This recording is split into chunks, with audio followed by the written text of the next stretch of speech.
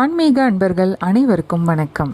நாளை 30ஆம் தேதி வியாழக்கிழமை பார்த்திங்கன்னா ஸ்ரீ நரசிம்ம ஜெயந்தி. பொதுவாகவே ஸ்ரீ மகாவிஷ்ணு எடுத்த அனைத்து அவதாரங்களுக்கும் அசுரர்களை அழித்து தர்மத்தை காக்கவும், அதர்மத்தை அழித்து தர்மத்தை நிலைநாட்டி பக்தர்களை துன்பங்களிலிருந்து காத்து ரட்சிக்கவும் எடுத்தவையே ஆகும். ஆனால் இந்த அவதாரங்களிலேயே மிகவும் சிறப்புக்குரிய அவதாரமாக எல்லோராலும் போற்றப்படுவது திருமாலின் 4வது அவதாரமாகிய இந்த நரசிம்ம அவதாரம்.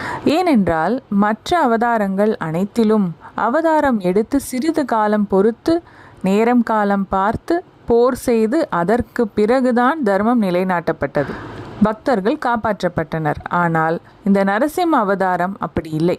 நாளை என்பதே அறியாதவர் நரசிம்மர் என்பார்கள்.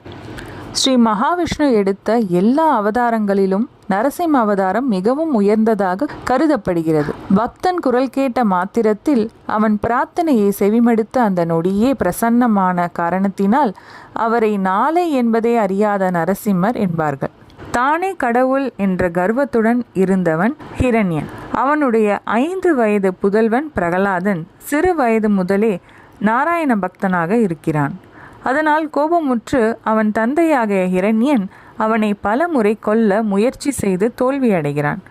கடைசியாக இத்தனை ஆண்டுகளாக நான் பார்க்காத கடவுளை அவர் இருப்பதாக உறுதியாக சொல்கிறாயே, அப்படியானால் அவரை எனக்கு காட்டு என்று புதல்வனிடம் கர்ஜிக்கிறான்.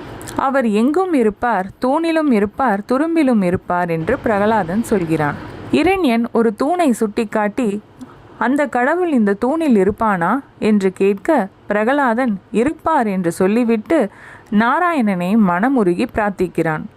இரண்யன் அந்த தூணை தன் கதாயுதத்தால் பிளக்கும் நேரத்தில் அந்த நிமிடம் அந்த நொடியே பக்தனை காப்பதற்காக அவன் சுட்டிக்காட்டிய தூணிலேயே அவதாரம் எடுத்து எழுந்தருளியவர் நரசிம்ம பெருமாள்.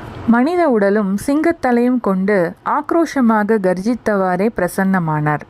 இரண்யன் வரம் பெற்றதைப் போலவே மனிதனும் இல்லாமல் மிருகமும் இல்லாத உருவம், மேலேயும் இல்லாமல் கீழேயும் இல்லாமல், இரவும் இல்லாமல் பகலும் இல்லாமல், ஆயுதம் இல்லாமல் வெறும் கைகளாலேயே இரண்யனை வதம் செய்தார்.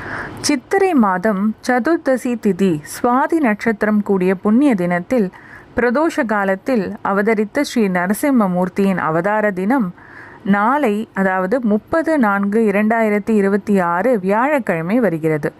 இந்த நாளில் விரதம் இருந்து நரசிம்மர் ஸ்லோகங்கள், ஸ்தோத்திரங்கள் பாராயணம் பண்ணி பானகத்தை பிரசாதமாக வைத்து வழிபாடு செய்தால் சிறந்த பலன்களை பெறலாம் அப்படின்ட்டு ஐதீகம் சொல்கிறது. அதனால் நாளைக்கு நமக்கு தெரிஞ்ச ஸ்லோகங்கள் சொல்லி, நரசிம்மர் மேலே நிறைய ஸ்லோகங்கள் இருக்குது, அதில் ஒன்று நான் இப்போ சொல்கிறேன், அதையும் நோட் பண்ணி வச்சுக்கோங்க. பானகம் பிரசாதமாக அவருக்கு நைவேத்தியம் பண்ணி அன்னைக்கு நரசிம்ம மூர்த்தியை வழிபட்டால் சிறந்த பலனை நாம் பெறலாம்.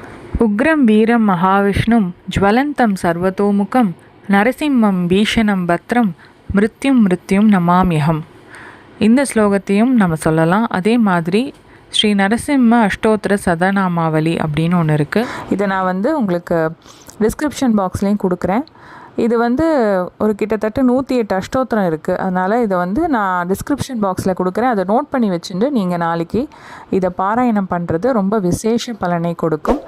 இந்த மாதிரி மேலும் பல ஆன்மீக விஷயங்கள் தெரிஞ்சுக்கிறதுக்கு இந்த சேனலை சப்ஸ்கிரைப் பண்ணி பாருங்கள். இன்னொரு பதிவில் உங்கள் அனைவரையும் சந்திக்கிறேன். நன்றி, வணக்கம்.